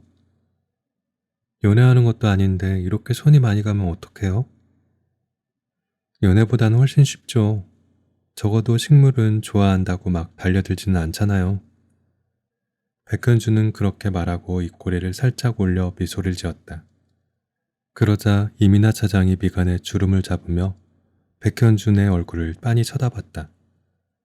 방금 들었던 말의 의미를 가늠하느라 의심과 경계가 가득 찬 눈빛이었다. 백현준은 그의 응답하듯 손가락 하나를 펼쳐 자신의 입술 위에 가져다 댔다. 그건 며칠 전 김정환 대리와 있었던 일을 누구에게도 말하지 않겠다는 다짐이자 약속이었다. 이민아 차장은 썩 신뢰가 가지 않는다는 듯 눈을 작게 뜨고 백현준을 노려보다가 이내 믿어보겠다는 의미로 천천히 고개를 끄덕였다.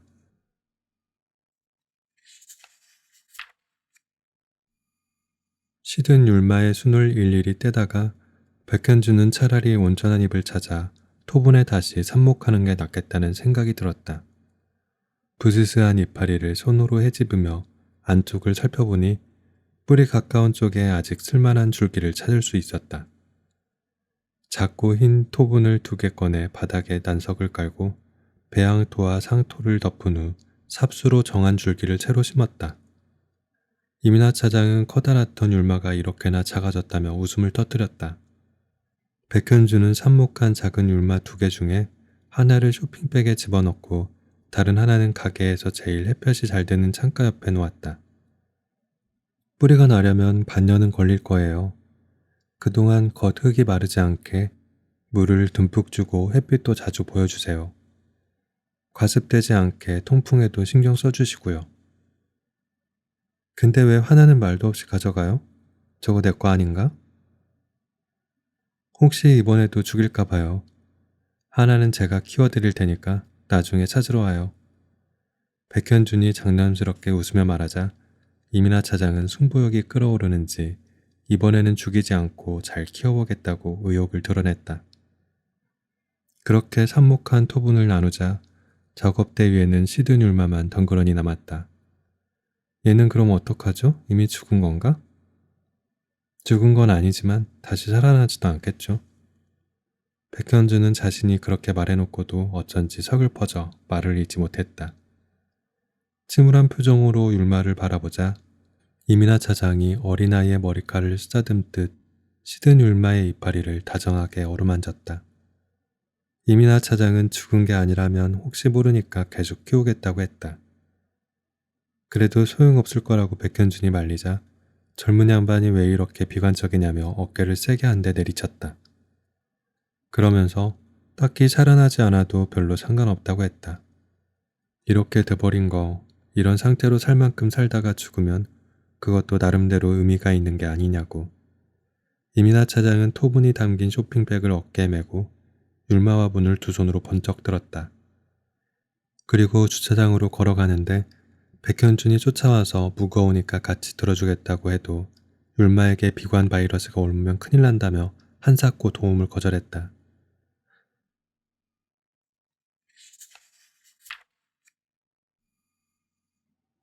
그날 시간 있으면 먼저 점심을 같이 먹자고 제안한 사람은 의외로 백현준이었다. 율마를 자동차 트렁크에 싣고 작별 인사를 하기 위해 마주 보았는데 그 순간 묘한 공백이 생겼다.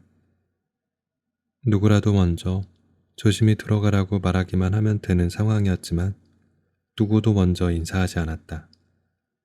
잠시 서로의 얼굴만 빤히 쳐다보는 그 짧은 침묵 끝에서 백현준이 먼저 근처에 맛있는 카레집이 생겼는데 같이 점심을 먹자고 말했다. 이민아 차장은 반색하며 오, 카레요? 라고 대묻더니 휴대전화를 켜 시간을 확인하고는 순순히 고개를 끄덕이며 그러자고 대답했다. 가게 문을 잠그고 카레집까지 같이 걸어가는 동안 백현주는 묘하게 긴장되었다.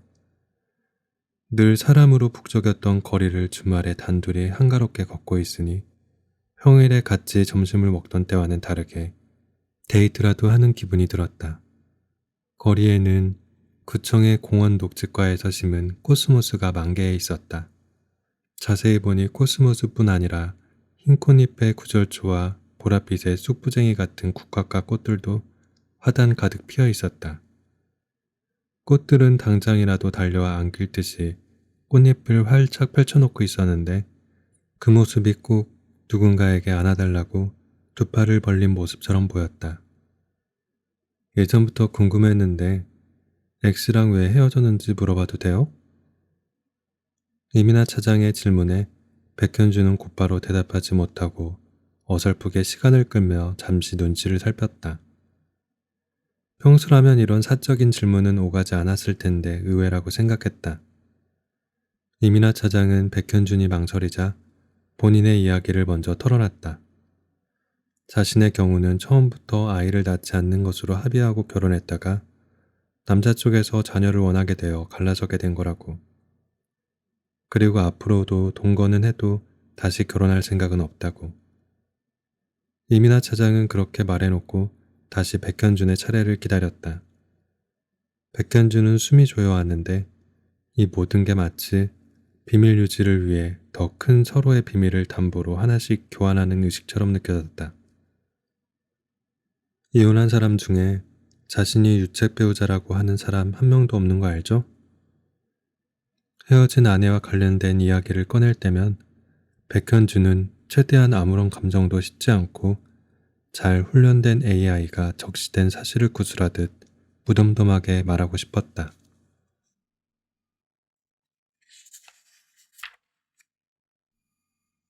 하지만 매번 그게 제대로 성공하는지는 알 수 없었다. 소송을 시작할 때만 해도 가정이 파탄난 이유가 상대방의 나쁜 술버릇 때문이라는 걸 판결문에 반드시 명시하고 싶었지만 이제는 고작 그런 몇 마디 문장으로는 관계라는 것을 정의할 수 없다는 걸 깨달았다. 그러니까 유책이라는 말은 누구에게 더 책임이 있다는 의미일 뿐이고 이혼소송은 피해자와 가해자를 가리는 재판이 아니었다. 출장이 잦은 중공업 회사 특성상 부서에는 남성 직원이 다수였다. 백현준의 아내는 정말 오랜만에 들어온 여성 신입이었다. 부서에 여자가 적다고 해서 따로 뭔가를 배려하거나 편의를 봐주는 분위기는 아니었다. 현장에도 똑같이 투입되었고 2인 1조로 지방 출장을 갈 때도 성별은 전혀 고려하지 않았다. 우연의 일치로 백현주는 아내와 함께 자주 출장을 배정받았다. 사실 백현주는 아내와 함께하는 출장이 마냥 편하지는 않았다. 보통은 남자끼리 가더라도 저녁만 간단하게 먹고 각자 숙소에 들어가서 쉬는 게 암묵적인 약속이었는데 아내와 출장을 가면 꼭 새벽까지 술을 마셔야 했다. 그것도 그냥 가볍게 마시는 게 아니라 이러다간 죽을 수도 있지 않을까 싶을 정도로 마셨다. 평상시에는 아무 문제가 없는 사람이었지만 아내는 유독 술버릇이 좋지 않았다. 술에 완전히 취해버리면 몸을 제대로 가누지도 못했고 기억도 끊겼다.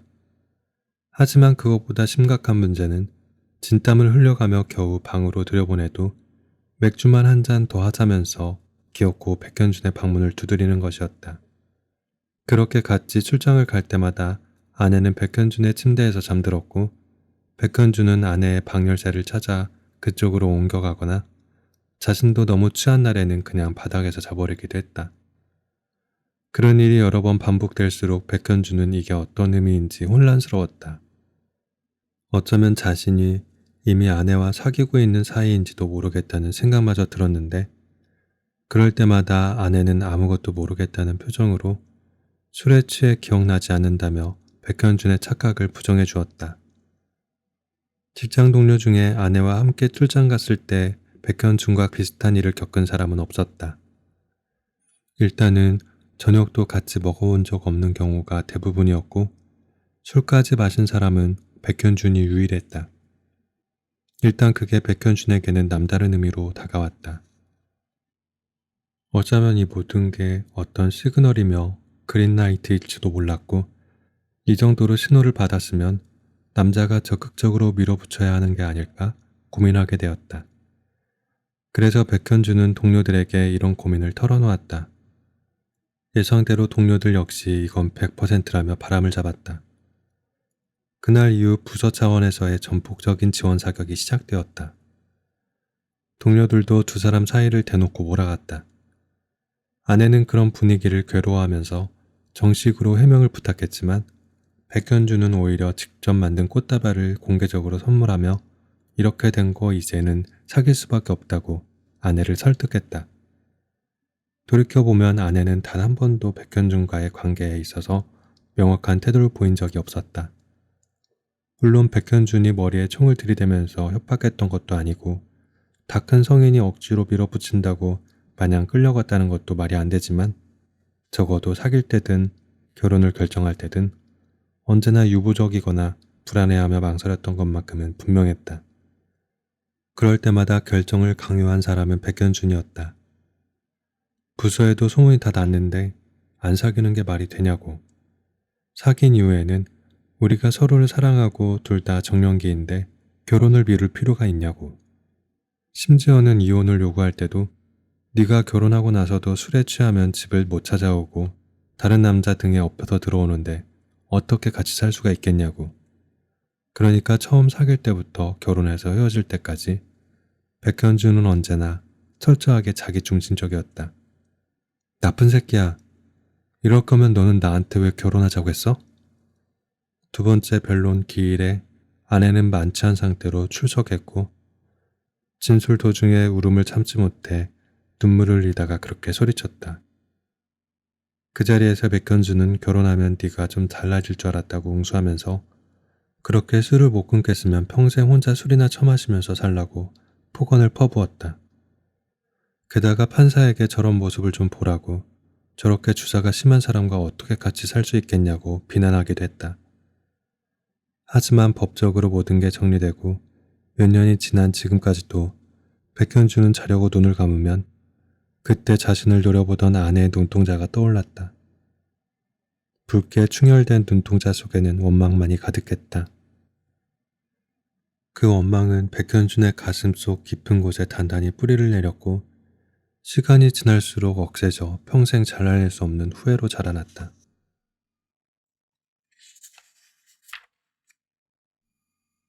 좀처럼 잠들 수 없는 불면의 밤을 수없이 지새우면서 백현주는 아내의 질문에 스스로 대답을 구해봤다. 그때 백현주는 왜 아내에게 결혼을 중용했던 것일까? 물론 아내를 좋아했던 게 가장 큰 이유였다.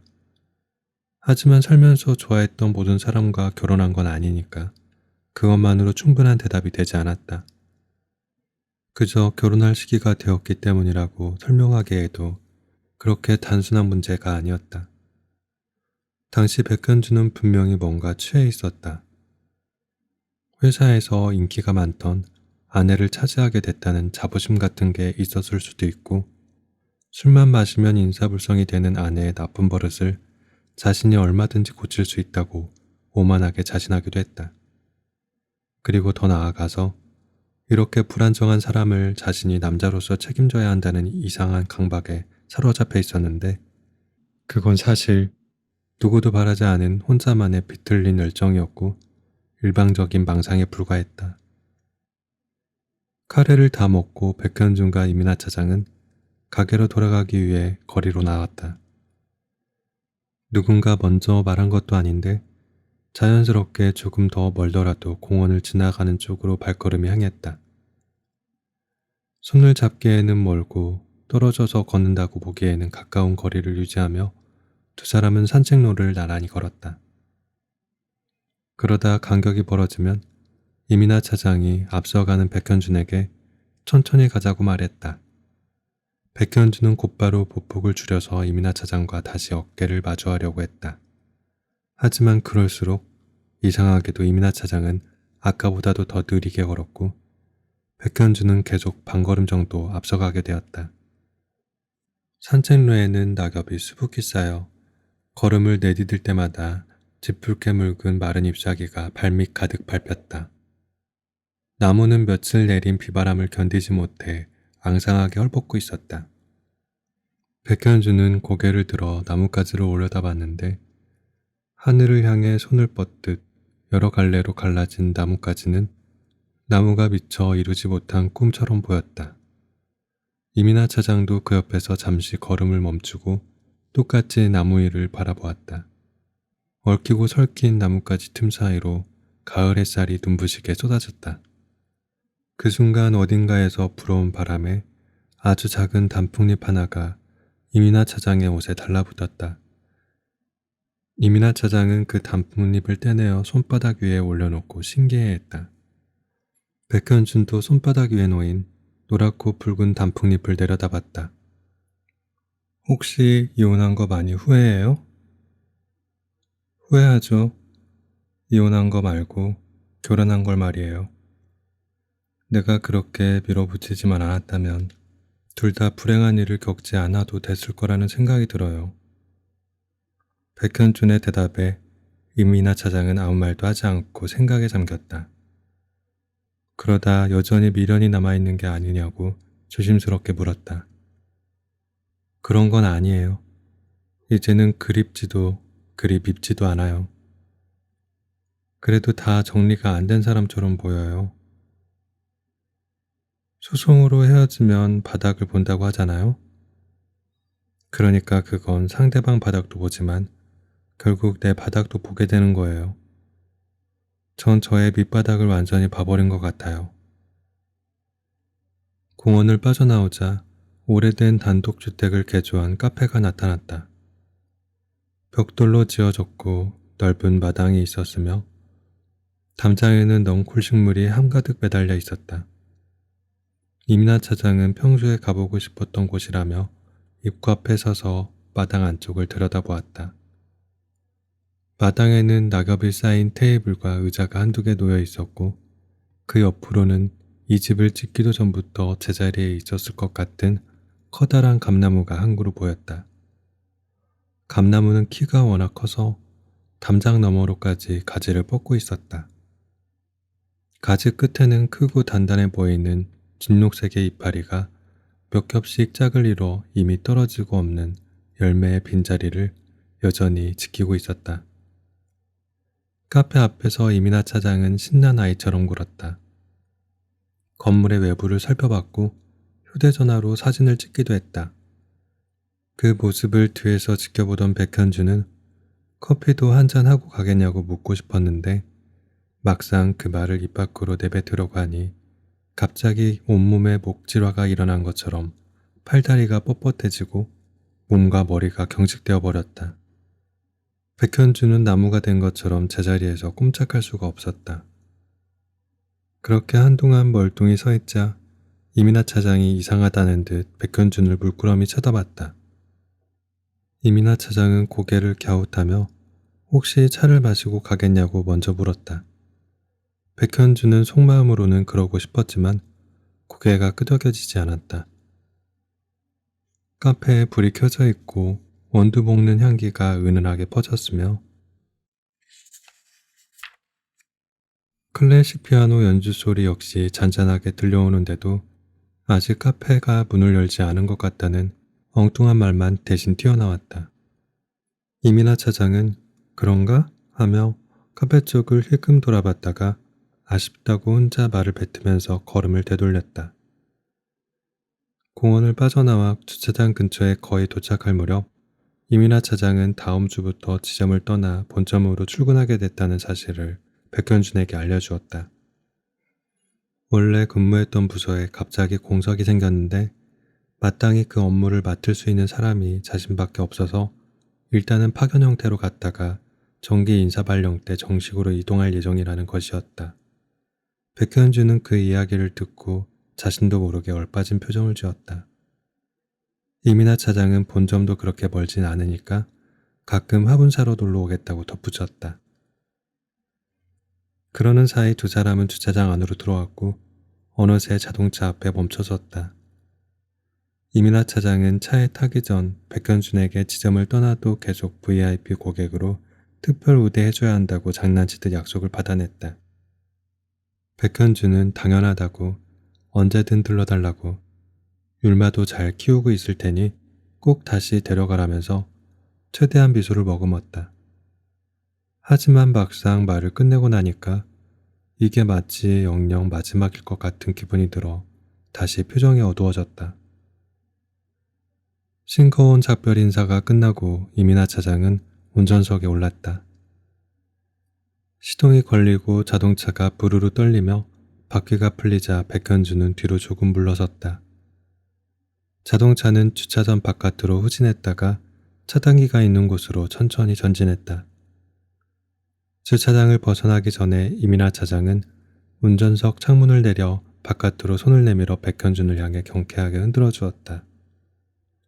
백현준도 그에 맞춰 손바닥을 펼쳐 이민아 차장이 잘 볼 수 있도록 하늘 높이 뻗었다. 자동차가 주차장을 완전히 빠져나가고 시야에서 완전히 사라질 때까지 백현준은 제자리에서 계속 손을 들고 있었다.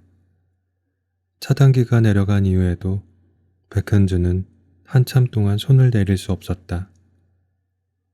이민아 차장이 지점을 떠난 이후 백현준의 삶은 크게 달라지지 않았다. 평소와 똑같이 새벽 일찍 도매시장에 들러 꽃과 나무를 샀고 밤에는 가게 문을 닫아놓고 늦게까지 드라이 플라워 엽서를 만들었다.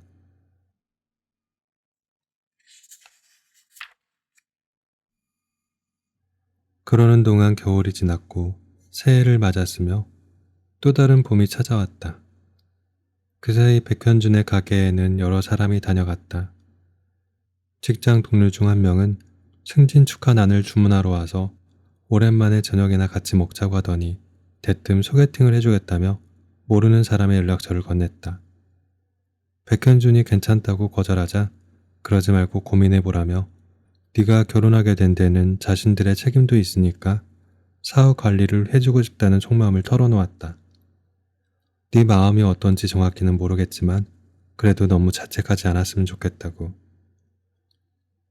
가끔은 김정한 대리도 백현준의 가게에 들렀다. 꽃다발을 사러 오는 건 아니었고 전자파 차단에 도움이 된다는 스투키를 하나 사러 왔다가 그 다음에는 클로시아도 키워보겠다며 일부러 한 번 더 찾아왔다. 가게에 올 때마다 김정한 대리는 백현준이 묻지도 않았는데 이민아 차장의 근황을 알려주었다. 지금 본부의 핵심 부서에서 굉장히 중요한 업무를 맡고 있으며 최근에는 프로젝트 팀에 파견되어 정말 정신이 없을 거라고. 그런 이야기를 들려주면서 김정한 대리는 백현준의 반응을 조금씩 살폈는데 그때마다 백현준은 자신이 고무나무라고 최면을 걸면서 최대한 아무 표정 짓지 않으려고 노력했다. 날씨가 풀리고 서서히 봄 햇살이 드리워지면서 백현준의 일상에는 한 가지 변화가 생겼다. 그건 바로 주말에도 평일과 똑같이 새벽에 출근하는 것이었다. 딱히 주문받아 놓은 게 없어도 도매시장에 들러 꽃을 구경하다가 정 살 게 없으면 카라 한 단을 골라 가게로 향했다. 가게에 도착하면 먼저 불을 켜고 화분을 바깥으로 내놓은 뒤 내부를 깔끔하게 정리했다. 죽은 잎을 정리하고 바닥에 쌓인 먼지를 쓸고 평일에는 바빠서 미처 신경 쓰지 못했던 유리창도 열심히 닦았다. 주말에는 은행도 카페도 문을 열지 않아 찾아오는 손님이 거의 없어서 건물 안이 횡댕그렁하기만 했다. 하지만 백현주는 평소와 똑같이 꽃과 나무를 꺼내놓고 예쁘게 로비를 꾸몄다. 가끔 햇살이 좋은 날에는 삽목해두었던 율마에 물을 듬뿍 주고 가장 양지 바른 곳을 찾아 햇볕을 쬐주기도 했다. 언젠가 바닥에 단단히 뿌리를 내려 다시 한번 무성한 이파리를 피우기를 기다리며